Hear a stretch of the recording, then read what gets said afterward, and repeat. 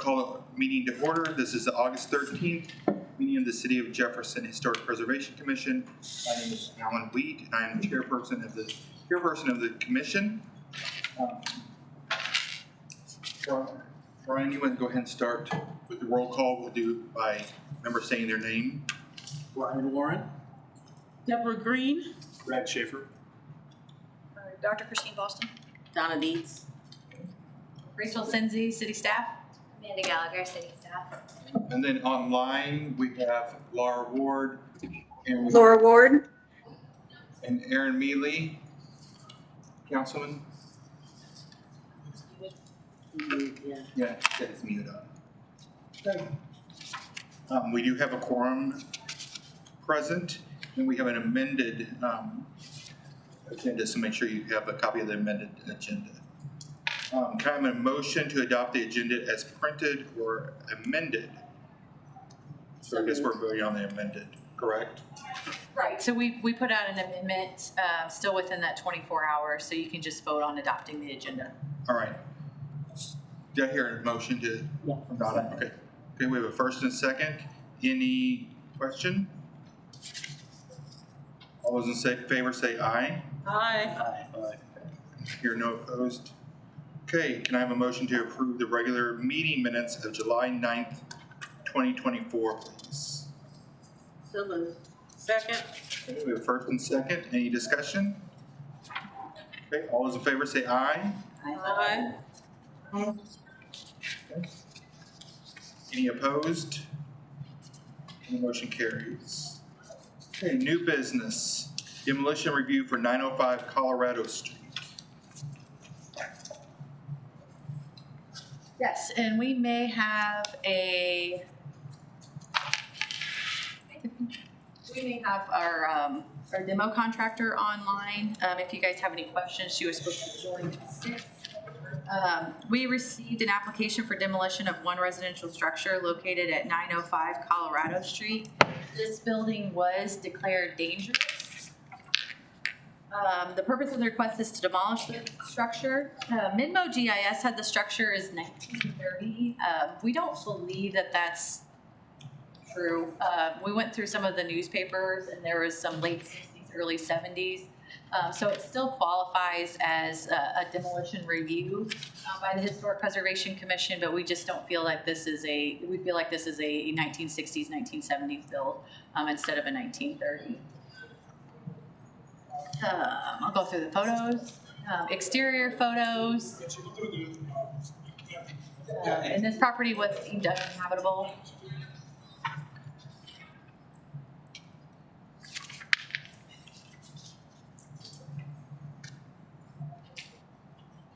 Interior photos.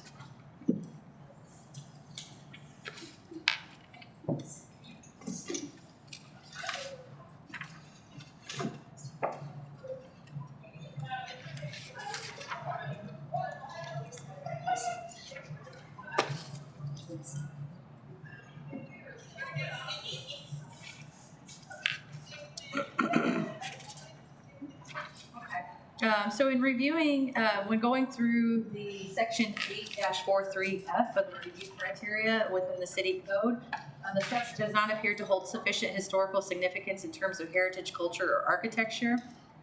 It is staff recommendation that there is a motion demolition application for 905 Colorado Street is recommended for approval by this commission. And I'd be happy to answer any questions. And I do see that Rena Custer is online if you have any questions of the contractor for that structure. Anyone have any questions?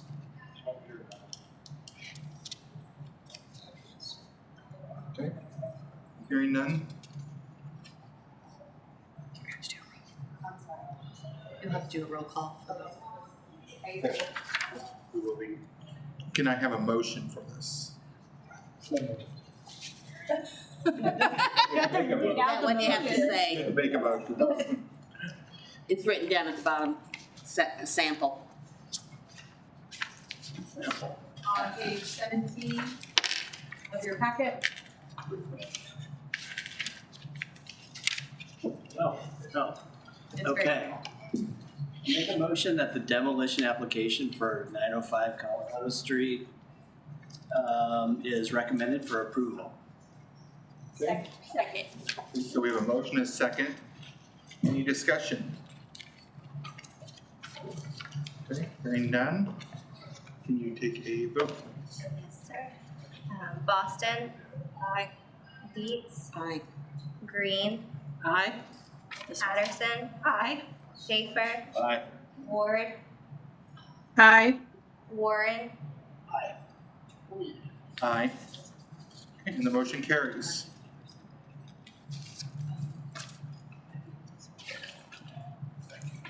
Okay, next we have landmark awards. All right. Under business. So I had an applicant, I didn't have a formal application come through, but someone reached out over the phone, told me to apply for a landmark award. As things stand right now, you all have a deadline to take applications by February 28th, and then you review them and award them May Preservation Month. So the question is, do you want to change that and review them more frequently throughout the year, or would you like to keep it annually?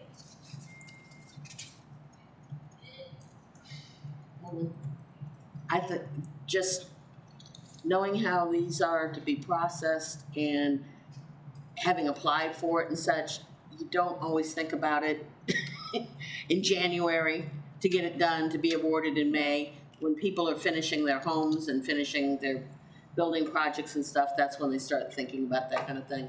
It'd probably be easier to do it on a regular rotating basis. So possibly we should look at quarterly or twice a year, or What problem As does- they come yeah. in. What problem does it, yeah, what problem does it make for what you all do? The other one has to handle. So it's not an issue for us, it's whatever you all want to do. It's actually easier, if I had an opinion on it, it's easier as they come in versus trying to review like 4 or 5 Exactly. in one batch. Because we do try to do follow up on the research and make sure that the applicant supplies all the information that's required. That way, but sometimes if we get one in on the 11th hour, it creates kind of a triage scramble at the last minute to try to do that research, especially if other activities are happening at the same time. Is that it written in documentation? Is that in our historic ordinance? I can't even remember at this point. Yeah, so I briefly looked over the code today, and the way that it reads is that you guys process it and then it goes to city council and then they turn it into an ordinance, but there was no set timeline, if I'm understanding that correctly. It was just the range was between February and May. And I move that the city and the HPC review those applications as they arrive. Second. so we have a motion and a second. Any discussion? So will the award still be in May or as they are processed? If we're discussing, I think they should be as their process, and we can always do like in May, a re-recognition on social media A or celebration something, of it. or some kind, some other, this is what was nominated throughout the year. So would it go? What they did. Yeah, so would we discuss them at the next, essentially at the next board meeting? As a process. As they come in. So if this one that you got the call about came in the next week, then we might look at it at the next one. But if you guys said it wasn't ready, I guess we'd look at it in October. Yeah, whenever it was ready. Yeah. Yeah, and this applicant was just inquiring. I didn't get an official application yet, but I did want to get back to them one way or another with it. I think it's a good idea, not just for the homeowners, but it also keeps us as a committee in the eye. We're not just, oh, it's May. And then we just disappear. It's like Santa Claus or Easter Bunny. Once a year. That's not good for us. That's also not good for promoting historic preservation. Yeah, well, and it's nice to promote something good as opposed to demolitions. Any other discussion? Anything else in that motion about award, when it's gonna be awarded, or? No, I think we just wanted some direction. Boston. Dietz. Yes. Green. Yes. Patterson. Yep. Schaefer. Aye. Ward. Aye. Warren. Yes. Lee. Aye. Motion carries. Okay, other business. HPF grant update. Yes, so I will note that the Tony Prawl, who was the director of the State Historic Preservation Office, retired. And they have named Dawn Frederickson as her replacement. So just to FYI that the SHPO director changed. Is it Don Scott? Dawn Scott. Is, oh, she's gonna kill me. She's not watching. Dawn Scott. Thank you. Welcome. Thank you. That's gonna be a hard one to shake. Historic Preservation Fund grant updates. We have our Phase 2 West Main survey. We did receive comments back from the State Historic Preservation Office, and we met with our consultant earlier. Was that last week? Last week. We have a little bit of back and forth about what the SHPO is expecting in a reconnaissance level survey. So we'll kind of keep working that out. They did go back and do the city directory research, but we're hoping to have a final product soon. It does look like there's some eligibility there for National Register. Our design guidelines are currently being reviewed by the State Historic Preservation Office. Ethan Starr is going to go ahead and look at that for us, and so we're still waiting on feedback for those. We also were awarded the Phase 3 West Main survey, which had to do a grant. Did we do a grant amendment on it, or we just signed the award? Signed it. To get that going, and then we'll go through a consultant process to start that next phase of West Main. So a lot of paper pushing for those projects right now, but it's all important.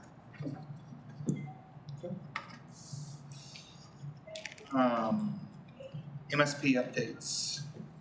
Yes, so we received 7 proposals so we're currently put out for design for requests for qualifications for the river market at MSP.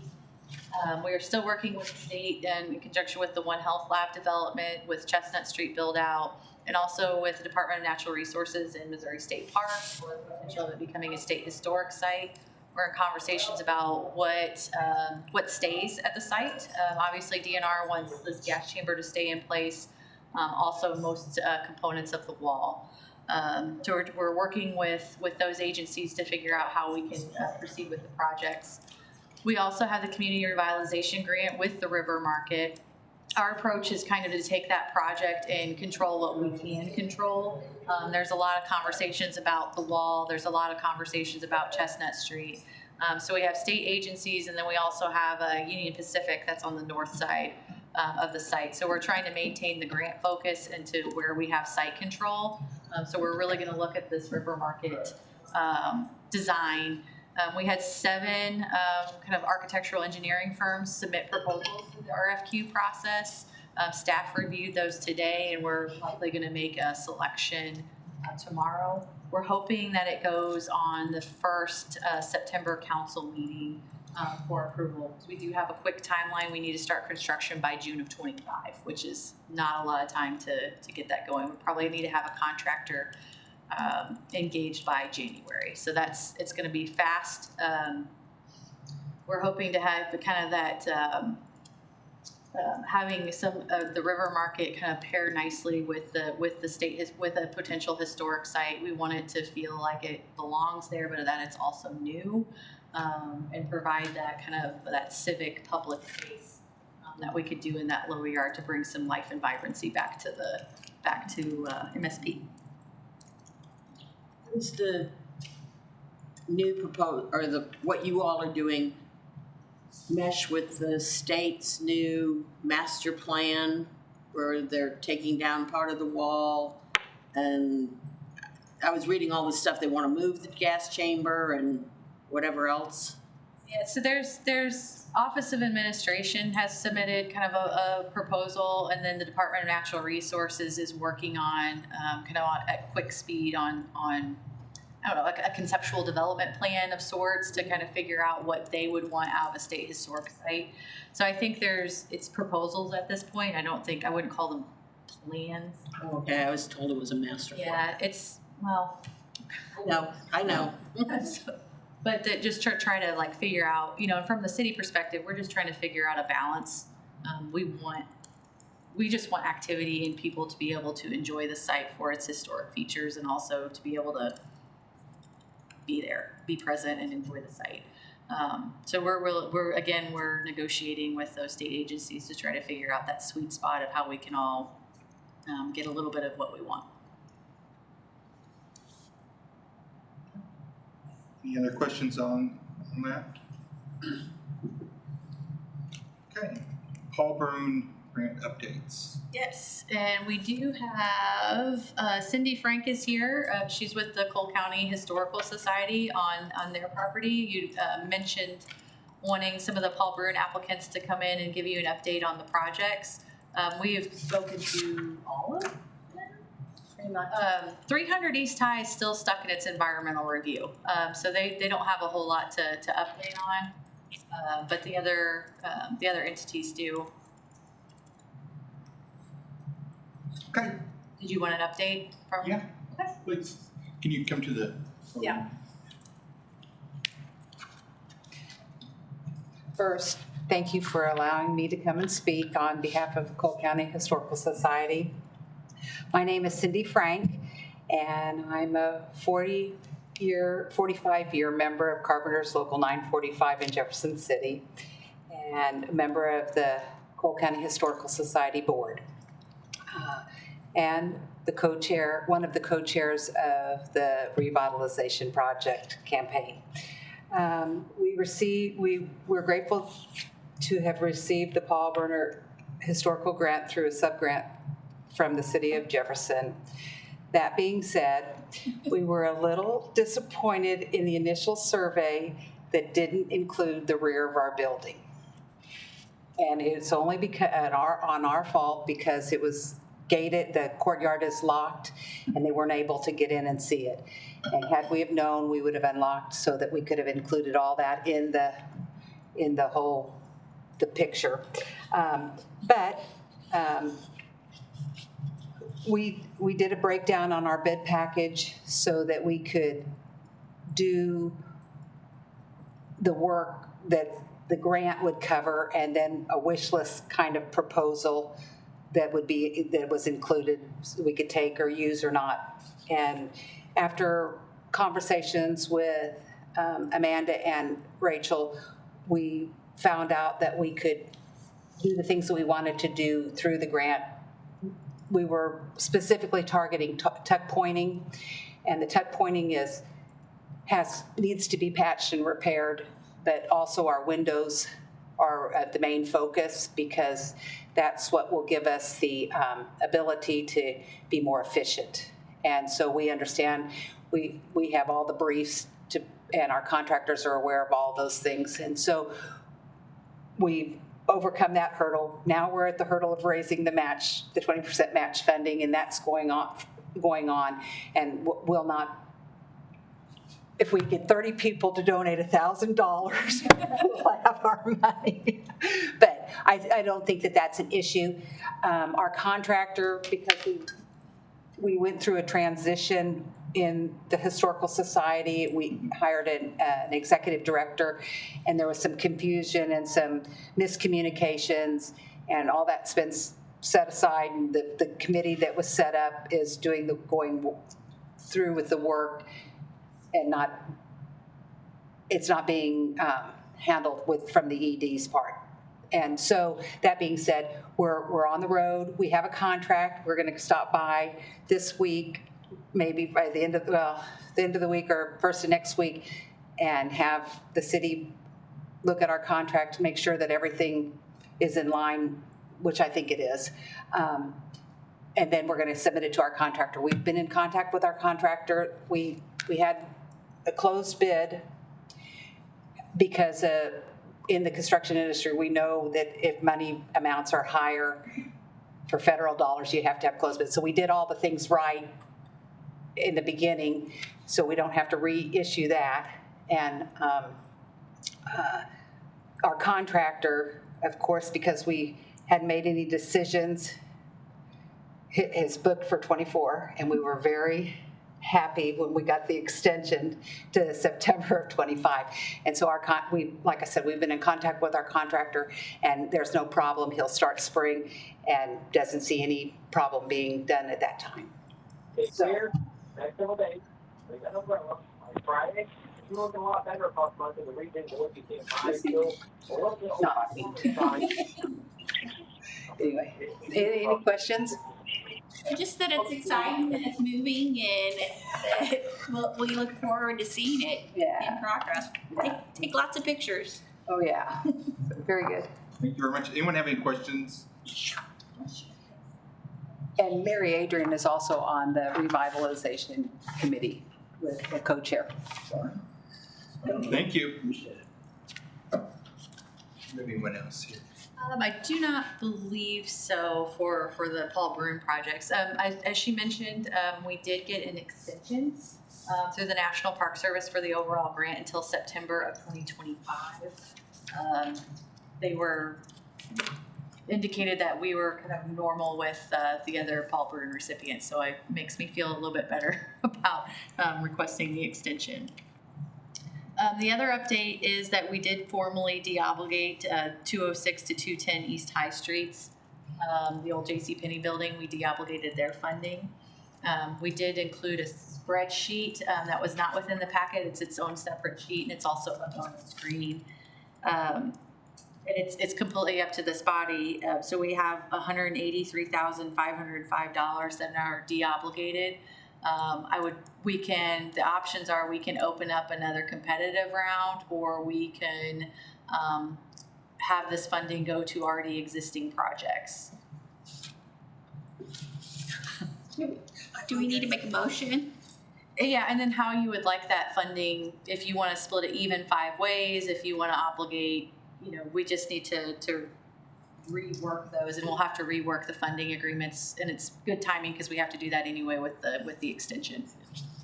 I don't remember on the amounts that were allocated. Never mind, it's got cost of project here, I just didn't see it, never mind. Okay.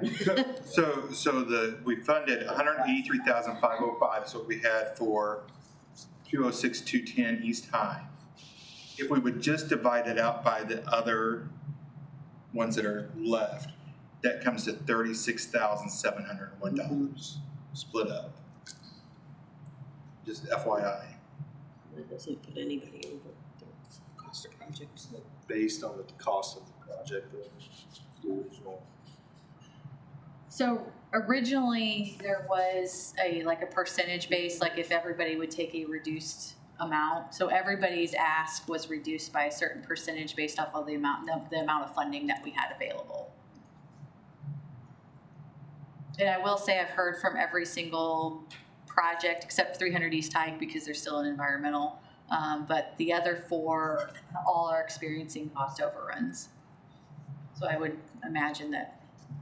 Which building's 300 East? Is that the Fred Okay, that's what I thought.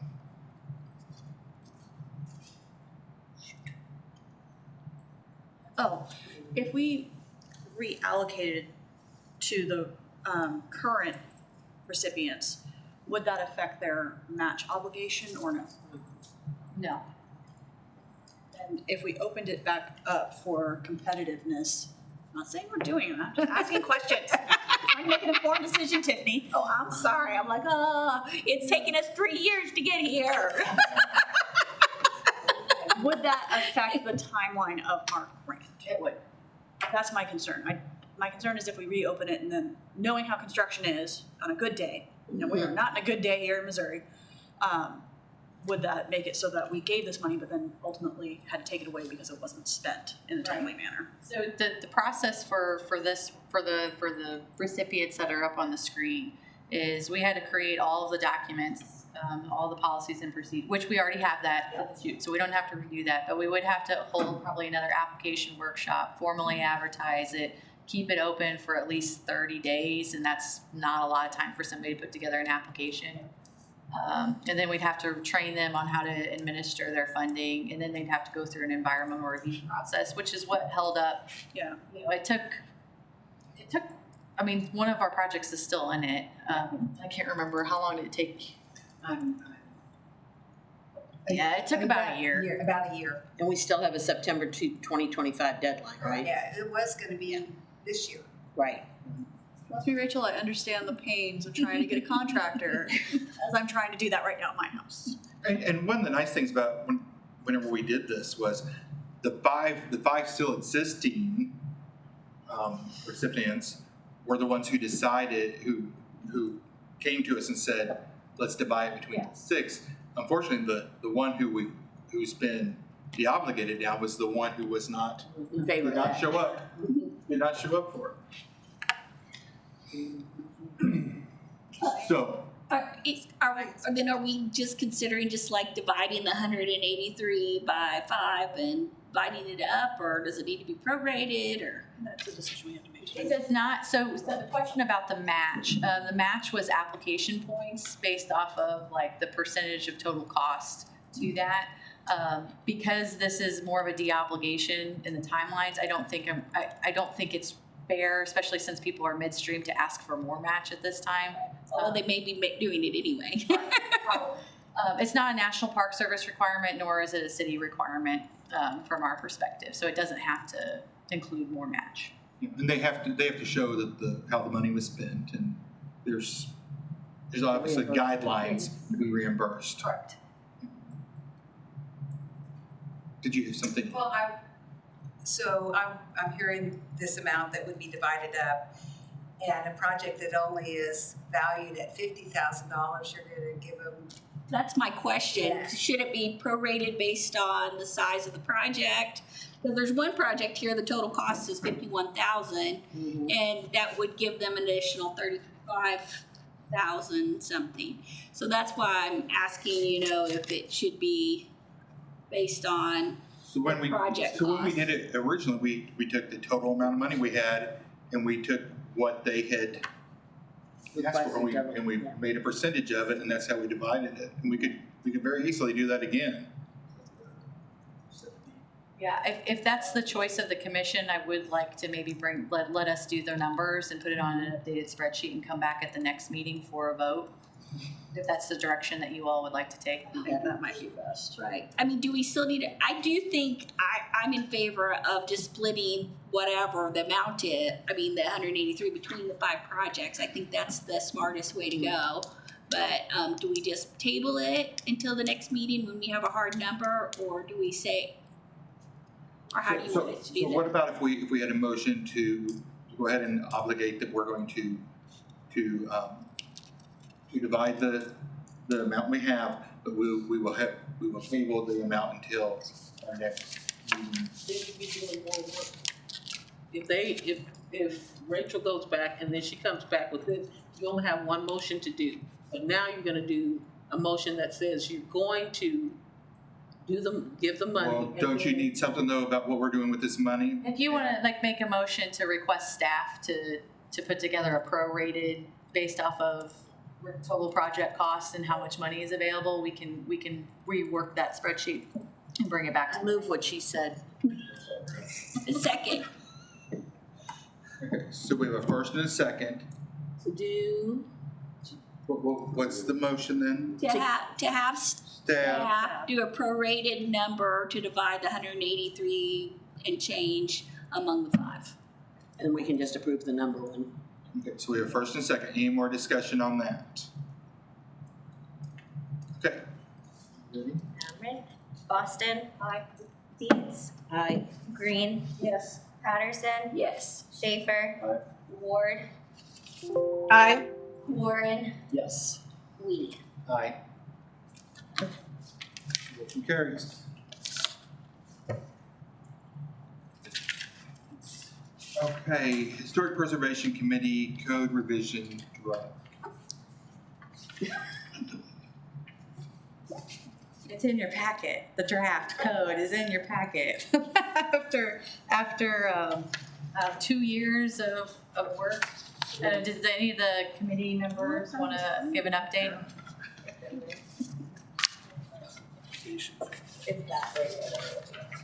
It starts on page yeah, 20 of your packet. Yes. 20 to 34. The code revision. Mhm. I do have a question about a definition. Yes. Let me find the definitions here. On the National oh, where was it? Let me look again. I read it on my phone yesterday, so National It Register's was- on page 22, 3 on the bottom. 1, 2, 3 on the bottom. Thank you, faster eyes than I have. Why am I missing a page? Okay, anyway, I'll just read yours. Okay, it says National Register property. Sorry, where are you at? This is on page 22, the second paragraph from the bottom where it says National Register property. It says a property that has been listed individually on the National Register of Historic Places. That is not correct. A National Register property can be individually listed in the National Register, or it can be contributing to a National Register listed district. And I'm afraid that definition might be problematic if it's left the way it is. Good point.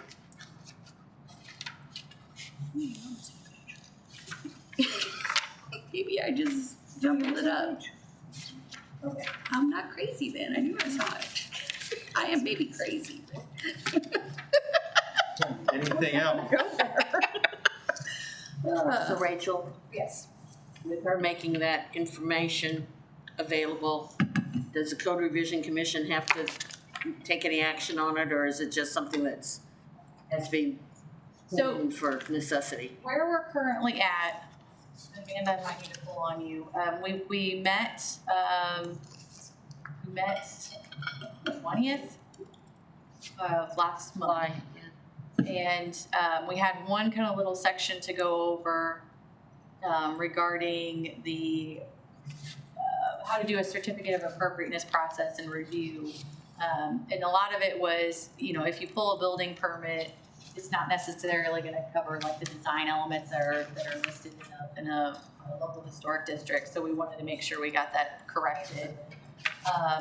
And then it was voted that it would go open for a public comment period, which is currently open.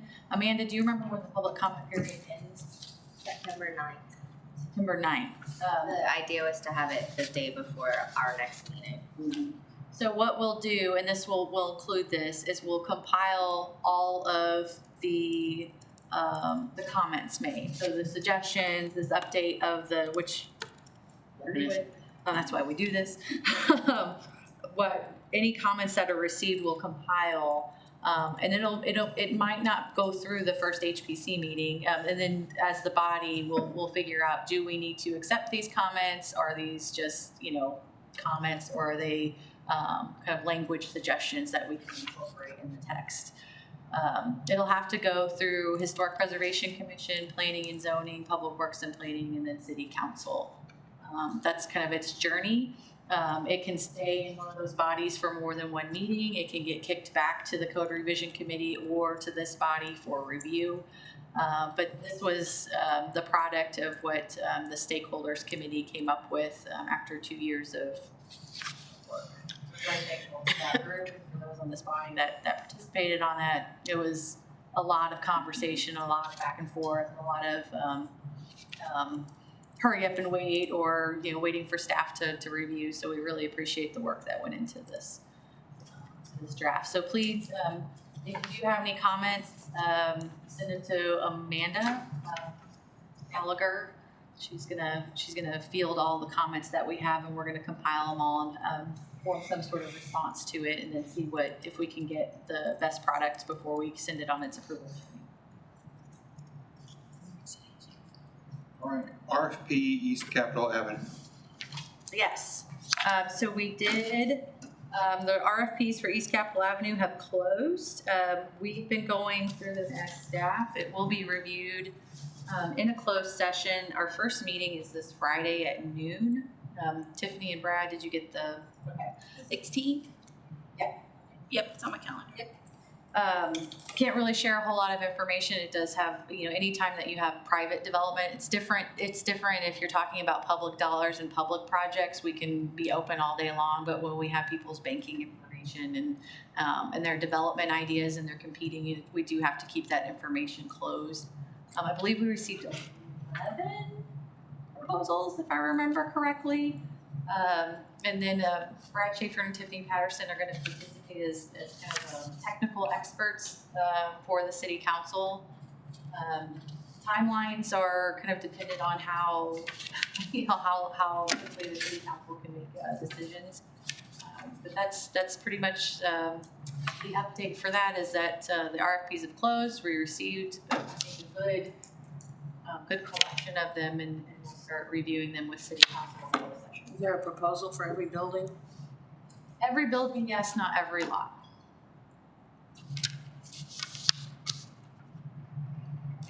Some of them were vacant lots, if you recall. Okay. All right, reports. At the last meeting, we created a subcommittee to decide which projects HPC would like to take on. So, an update on this.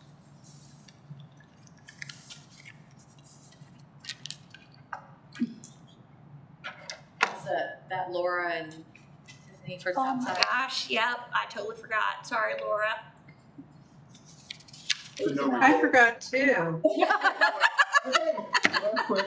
I think it was about survey, wasn't it? Areas to survey. Many apologies, yes.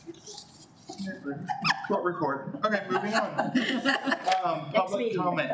Anyone from the public who would like to make a comment? I believe we do. Did you want to come up and bite? Not hard, anyway. If you can identify yourself. Okay. My name is Romeo Blackman. I'm representing the Capital City Lodge number 9. I was talking to somebody in the city, and they had invited us up to this committee to talk about the building project for the historical site. As you know, Capital City on Cherry Street is a historical building, and she was talking about us about funding for grants for our building.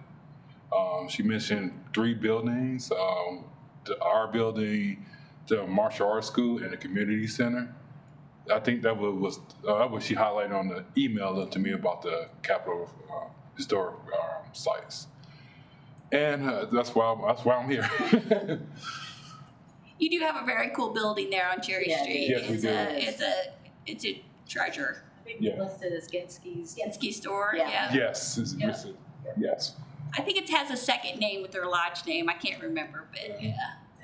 Yes, and it's an old building, and we are working on doing some repairs on it, but a little extra grant money would help us. Was there, there is some grant funding for historically black. Is that through HPC, Historic Preservation Fund, or? It would be a formula through National Park Service. And there's a national trust, is there a national trust one also? I saw that. So there is, we did speak with a group regarding, we talked about the Historic Legacy District, we talked about the lodge specifically, and when we talked about grant funding, it was easier to look at that area as a collection versus just a standalone property. There's a lot of funding available for African American history right now, underrepresented communities, and also funding through the National Trust. There's also a lot of, through Department of Transportation, a lot of connectivity grants for anything that was disrupted by urban renewal, which that area, so it's really looking at that area almost as its own unique neighborhood. And we also have the disaster recovery funds through CDBG that we could maybe do like a neighborhood planning where we look at the historic features, we look at Lincoln University, we look at the Legacy District, we look at connecting parks and public spaces. And I just think it's a really good opportunity when speaking with the community, that there's a lot of things that we could do there that would be really impactful. Take a long time, of course, but something that we could, if that was something that this body wanted to focus on. And I know we talked about the south side, and maybe that all kind of marries in eventually, but looking at how we can leverage resources and invest in an area that I don't know if it's still qualified census tract. The data's a little off, but there's a lot of opportunity in that area. So I encouraged him to come to this body to. We need to put it on an official list of our projects for HPC and what can we do? I mean, you know what would be helpful, and this is something kind of we do internally as staff, is we kind of create like a work plan, because we do so many grants. You know, most of the, and you probably have picked up on this, like half of the work is done before we even apply for the grant. Yeah. So getting those projects planned out and then the shoot, and then we have this rolling cycle to where we can, you know, if the subcommittee works on the historic South Side, or if we work, you know, kind of in our African American or historic legacy district area, that we can start plugging in kind of programming projects, and then we can also program funds and then see if we need to go to city council and ask for additional funding, or if we can just use the grant mechanisms to get it done. I'm sorry. So what do we need? And you know, it's nice that we have an opportunity here to save a historic building and have a purpose for it rather than approving a demolition for a building. When it's too late, that's when we usually get to know about something. So what do we need to do tonight? I mean, obviously we're going to have a motion. If you want to start that direction, we can start kind of building out a program spreadsheet. And I don't know if it would be, if the subcommittee kind of would take that. I'm not sure since how that subcommittee is going to work yet, and what the relationship is with staff, like how we use that as a tool. But any direction, like if this body can provide direction to staff, then we can start working on that and laying that out. We do have to operate within the boundaries of our own capacity. It's pretty much me and Amanda. That's And they're a great team. and but so making sure that we're doing it at a pace that we can fully commit to. And when we talked about a month ago, it's hard to outline the kind of brick and mortar funding, but we'll do stuff like structural surveys. That way they have a punch list of all the things that they need to be done with their building. Bring in, you know, they already got National Register, that one property is, so they have the access to the tax credits, and we can bring in some other funding mechanisms. Even if it's CDBG and we, you know, really work on the sidewalks and curb and gutter in that area. Public investment usually brings in private investment anytime that you're funneling money that way. But also coming up with kind of a comprehensive neighborhood approach, like how can we strategically approach this with the resources that we have? Because it's a big bite if you're talking about a 10, 15-year project. Would it help from this side of it, from the HPC side of it, for us to have a motion that this be one of the projects that's considered for our project committee to work with you all on, so that we at least have a starting point for Laura and Tiffany to start in that direction? That would be great. Well, when I first moved to Jeff, I lived like 2 blocks from your building, so I have a soft spot. I have a soft spot for that neighborhood, and you know, I know that the community worked really hard to save the park there. Mm-hmm. It's just they're on Is that Elm Street? Miller Street. Sorry, Miller Street. Elm Street's on the other side of the highway. One thing I can tell you about our lodge, with COVID, we did have a decrease in membership. We have been having more membership of younger males, and our female group has been growing too. Well, we are heading in the right direction. The last 2 years, we have been feeding. We do a free barbecue for the homeless over in the area. We let them come eat, hang out, everything. We've been doing things like that. We've been trying to get more involved in the community. And myself, I help mentor youth in the school. We recently, a couple of my Masonic brothers took a group of kids to Fort Leonard Wood for a tour of military. We have been really trying to be active in that area which is needed. We see a lot of young people who has not been touched that need to be touched because they need the positive reinforcement. Just let you know, we have been trying to be more involved in the community. We've been participating in more community activities, parades, and we gonna keep on growing. That's something we taking pride. I know myself, I take pride into it, being that positive role model for these youngsters. These youngsters out here, they need their role model. Also, I work with building community bridges too, and I do a lot of mentoring there too. So possibly we need a motion for, oh, sorry, Laura. Yes? Yes, I have a question. I guess this is for Rachel. Well, is there anything currently with this building that's needing immediate attention? You know, gutters or air conditioning, HVAC, that they could apply for the CDBG funds, that we can get that moving along so they have some immediate emergency maintenance money that they can address an issue if. We did, we just submitted our next 5-year consolidated plan. And Right, yeah. We did put historic preservation as an activity that was eligible in that. We haven't designed the program for it yet. I have to go back through the regulations and make sure that, you know, we're designing a project that is eligible under HUD. Because it's new.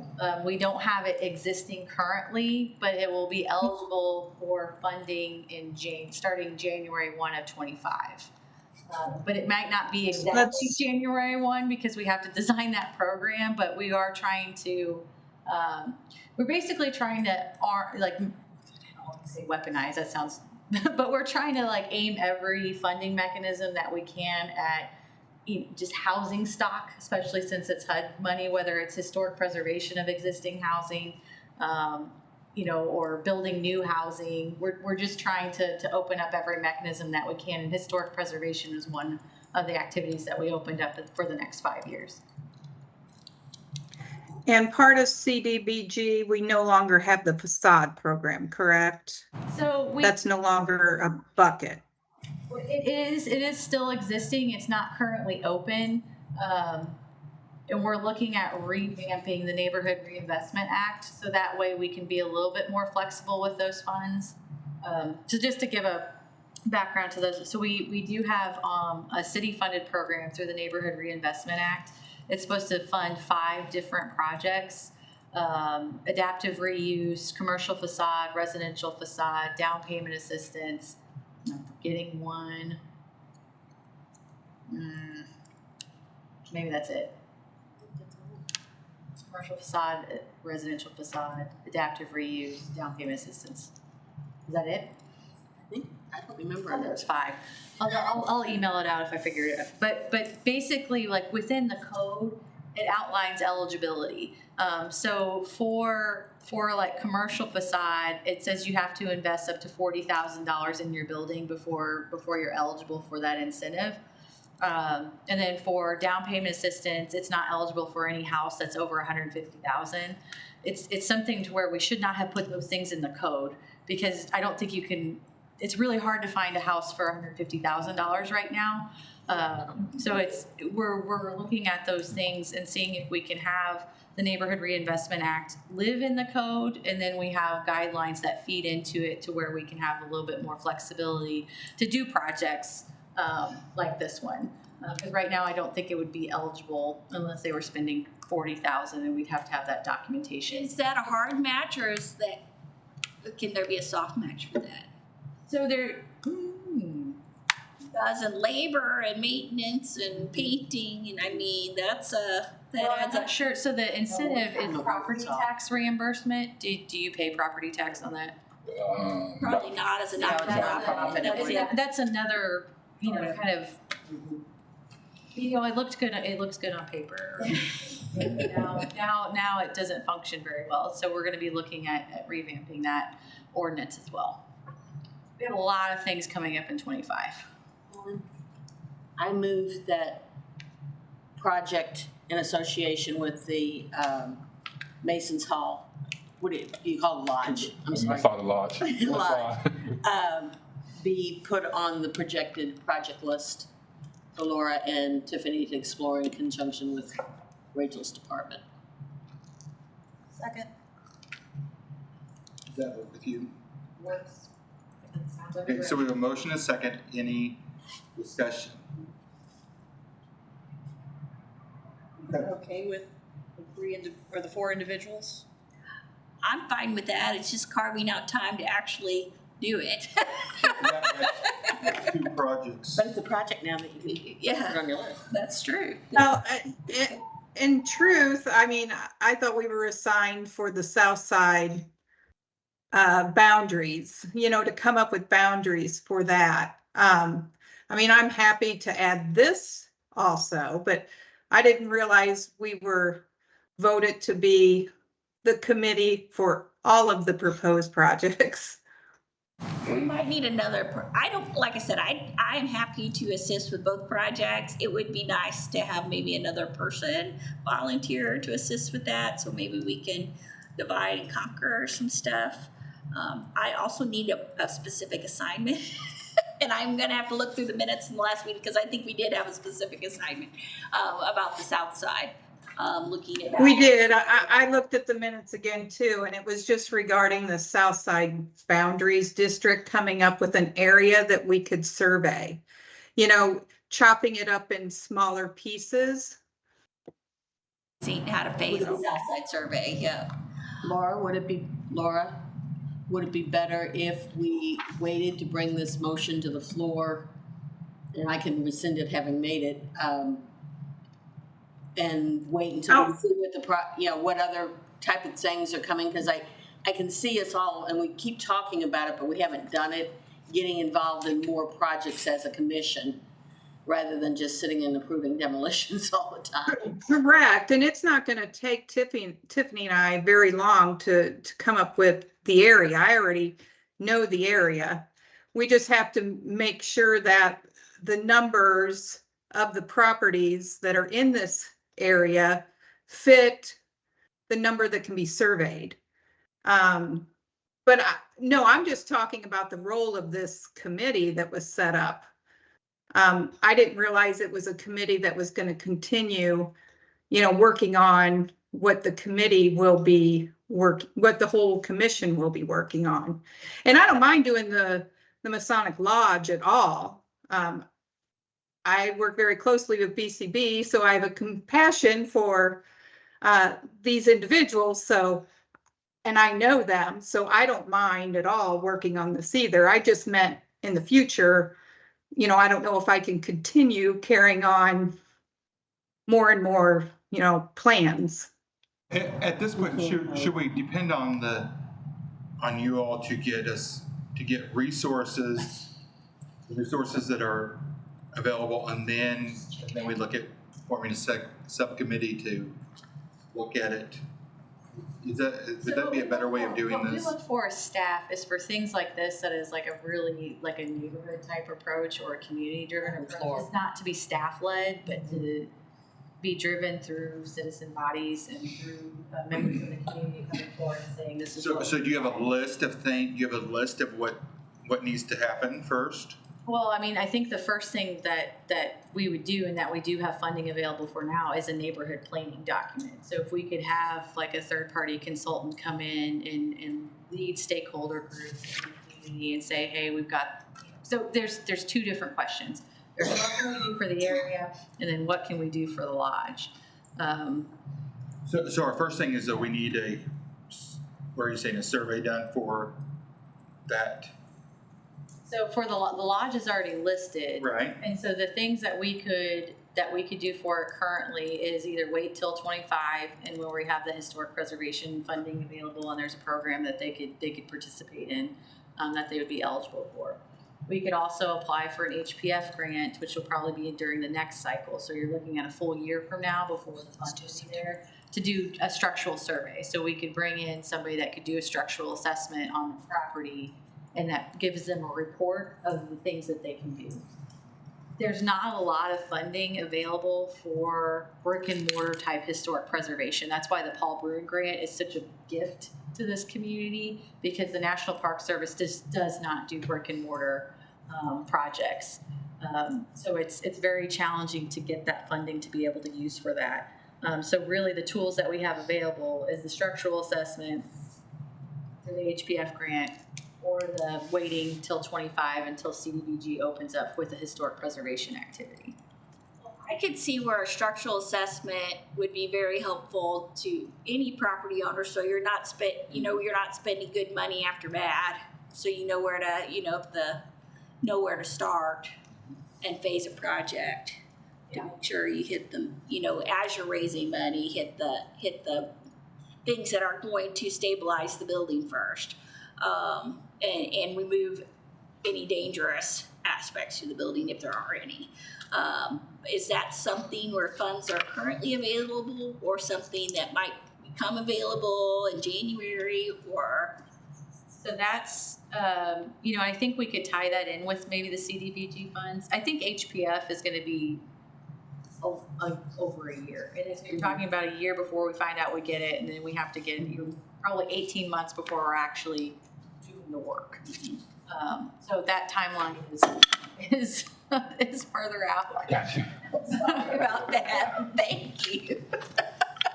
But with the CDBG funds, it's historic preservation. I can see there being a structural assessment being able to occur that. We'll just have to design that program. Yeah. Make sure that everybody can participate in the project and do any different. But Rachel, what I was initially hearing from you is that it would be nice to do a larger African American Legacy District project. And Alan, rather than give that to Tiffany, and I would like to volunteer to do that. Okay, so will you? Can somebody else volunteer with me? You'll rescind your motion. I send my motion.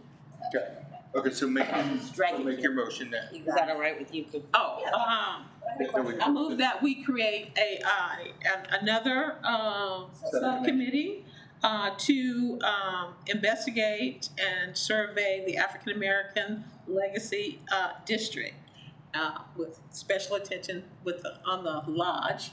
Okay. Okay, so we have a motion. Do we have a second? Second. Okay, so we have a motion and a second. Any discussion on the motion? I have a question. What specifically would be the responsibilities of individuals on this committee? Well, right now we have a motion to, let me see. No, we are doing that. Okay, so go ahead. I just want to make sure we're on that. What would be the responsibilities for individuals who are on this committee? Well, how long ago was the Legacy District created? 22? Yeah. And so we haven't done anything with, what's in there, what's, what needs to be preserved or anything like that. And for those of us who were on the subcommittee for the code, not all of us were in agreement with the boundaries of the Legacy District, because many of us, I'm not a native of Jefferson City. I did not grow up around Lincoln University, and I didn't understand why, the district boundaries were the district boundaries, when a lot of what we would consider the African American community was not within the district. So anyway, but with the boundaries that we haven't, done an inventory of what's there and what needs to be preserved. So ultimately it would be Investigation. research, like book research, historic research. Would it be boots on the ground? Boots on the ground as well. I'm asking specifically because I'm debating whether or not I have the interest, but do I have the bandwidth? Because Sunder told me to stop saying yes, and so has my fiance. But the other question, can members of the public be on this committee, or can it only be exclusively HPC members? I think initially it should just be us before we, give it out to other people. I'm gonna text from a public person asking, because they're watching the meeting. Okay, any more discussion?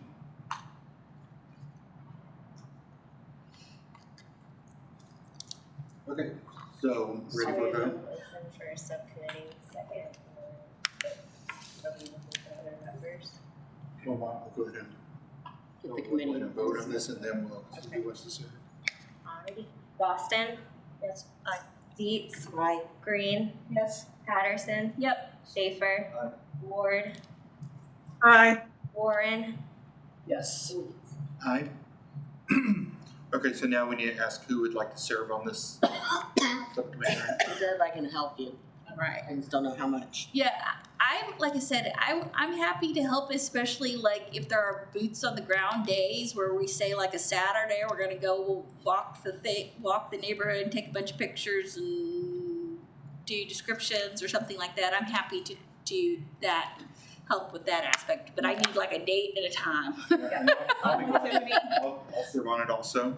If the night that we met, where Grover came in and stuff, we had the maps and everything out. I think that would be great if we can get those back out again, those old maps. Would you be interested in having kind of a kickoff to where we can have the maps and we could talk about the resources that we have available and the different tools that we have kind of. After we've done our research. Okay, well, okay. I don't want to be telling the public anything before I know a whole lot of stuff. No, a subcommittee meeting. Okay. A kickoff subcommittee meeting. Right, just from like city staff, subcommittee. Okay. Here's the resources that we currently have available. Here's what we have that we know is out there.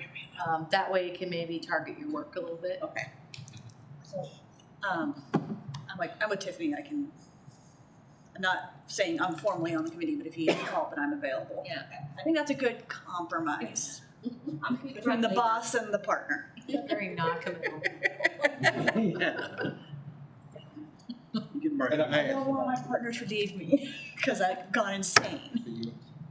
Yeah, it's like the non-committal committal. I have a lot of travel coming up, but I want to help too. Well, thank y'all thanks for listening. Thank you. Appreciate the help. Thank you for coming. Yeah. Okay, any other public comment? I have a question, Chair. Again, for Rachel.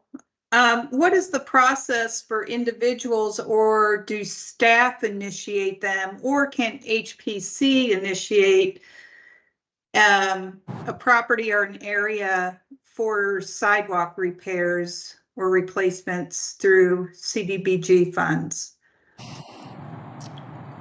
So it's helpful if you approach city staff on it first, just so that way there can be some, because it may be a project that's already kind of, planned or programmed. But I would also say, like, coming to, depending on the type of sidewalk project, sometimes it goes through like traffic and transportation. If it's like the Adams Hickory Street project went through traffic transportation because of the hill that was there, and the sight lines and the speed bumps and everything else that went into it. Otherwise, it can also go straight to the Council Committee of Public Works and Planning.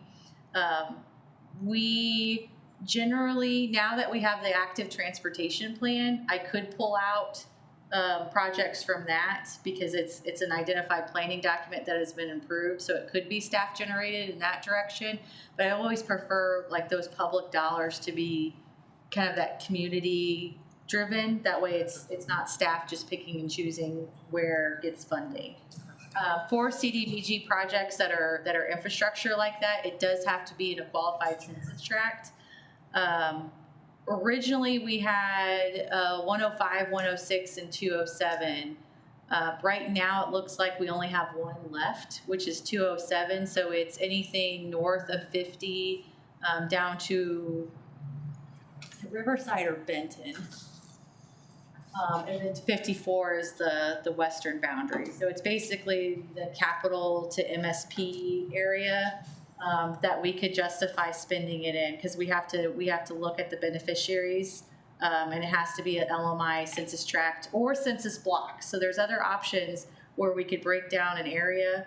Qualified census tracts are huge areas. If you have an area, we can do some research and see if it qualifies under the census block. Okay, I'll reach out to you. Okay. Their answer, but Looks like I our wrote money for you. next regular meeting is September 10th, 2024, here. Do we have a motion to adjourn? So move. Second? Okay. We are adjourned. Thank you, everyone. Thank you, Doris. Thank you, Doris.